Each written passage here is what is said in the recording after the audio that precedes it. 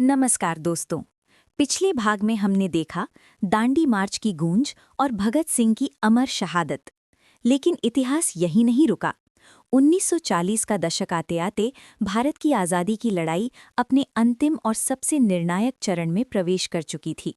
एक तरफ महात्मा गांधी का अहिंसक जन आंदोलन, तो दूसरी तरफ नेताजी सुभाष चंद्र बोस, जो आज़ादी के लिए तलवार उठाने से भी पीछे नहीं हटे थे। आज हम देखेंगे कैसे 1940 के दशक में भारत ने आज़ादी की ओर तेज कदम बढ़ाए। ब्रिटिश सरकार को एहसास हो चुका था कि भारत अब पहले जैसा नहीं रहा। 1935 में गवर्नमेंट ऑफ इंडिया एक्ट लाया गया, जिसे सुधार कहा गया, लेकिन असल में ये सिर्फ एक दिखावा था। प्रांतों को सीमित स्वशासन दिया गया। 1937 के चुनावों में कांग्रेस ने 11 में से 8 प्रांतों में सरकार बनाई। पहली बार भारतीयों को लगा कि सत्ता अंग्रेजों के हाथ से फिसल सकती है। लेकिन सच्चाई ये थी, केंद्र की ताकत अब भी अंग्रेजों के पास ही थी। इसी दौर में मुस्लिम लीग ने अलग राजनीति की राह पकड़ी। बंगाल की धरती से एक नेता उभर रहा था, नेताजी सुभाष चंद्र बोस। 1938 और 1939 में वे 2 बार कांग्रेस अध्यक्ष चुने गए, लेकिन उनका रास्ता गांधी जी से अलग था। लक्ष्य एक था, आज़ादी, पर तरीका अलग। गांधी जी अहिंसा में विश्वास रखते थे और नेताजी मानते थे कि आज़ादी बलिदान और संघर्ष से मिलेगी। 1939 में मतभेद गहरे हो गए और नेताजी ने कांग्रेस से इस्तीफा दे दिया। उन्होंने फॉरवर्ड ब्लॉक की स्थापना की और देश को दिया वो नाला जो आज भी रगों में खून दौड़ा देता है, तुम मुझे खून दो, मैं तुम्हें आज़ादी दूंगा। 1940 में अंग्रेजों ने उन्हें गिरफ्तार कर कलकत्ता में नज़रबंद कर दिया, लेकिन नेताजी को कौन रोक सकता था। 16 जनवरी 1941, एक ऐतिहासिक रात। नेताजी पठान का भेष धारण कर घर से निकले, कभी पैदल, कभी ट्रेन, कभी कार।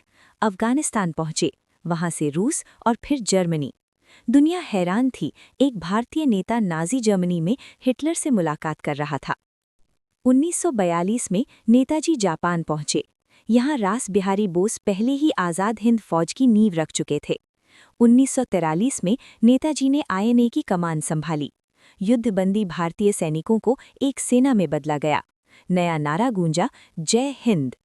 इतिहास में पहली बार महिलाओं की एक युद्ध रेजिमेंट बनी, रानी झांसी रेजिमेंट, जिसका नेतृत्व कर रही थीं कैप्टन लक्ष्मी सहगल। 21 अक्टूबर 1943, सिंगापुर में आज़ाद हिंद सरकार की घोषणा। नेताजी प्रधानमंत्री, सेनापति और विदेश मंत्री, 9 देशों ने इस सरकार को मान्यता दी। आईएनए ने अंडमान निकोबार को अंग्रेजों से मुक्त कराया। 1944 में इम्फाल और कोहिमा, भारत की आज़ादी की लड़ाई अब सीमाओं तक पहुंच चुकी थी। 1939 में द्वितीय विश्व युद्ध शुरू हुआ। वाइसराय ने बिना भारतीयों से पूछे भारत को युद्ध में झोंक दिया।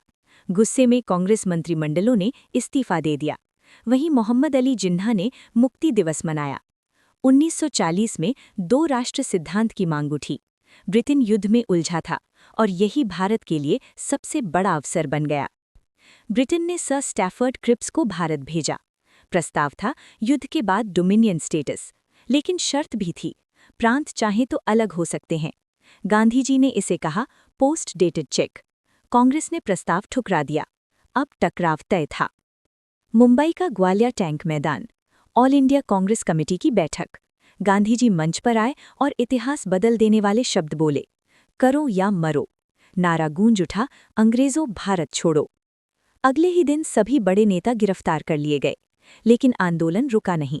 जब नेता जेल में थे तब देश सड़कों पर था। युवाओं ने कमाल संभाल ली। जयप्रकाश नारायण, राम मनोहर लोहिया और अरुणा आसफ अली। अरुणा आसफ अली ने ग्वालियर टैंक पर तिरंगा फहराया। देश भर में रेल की पटरियां उखाड़ी गईं, टेलीग्राफ के तार काटे गए, पुलिस स्टेशनों पर हमले हुए। ब्रिटिश सरकार ने निर्मम दमन किया।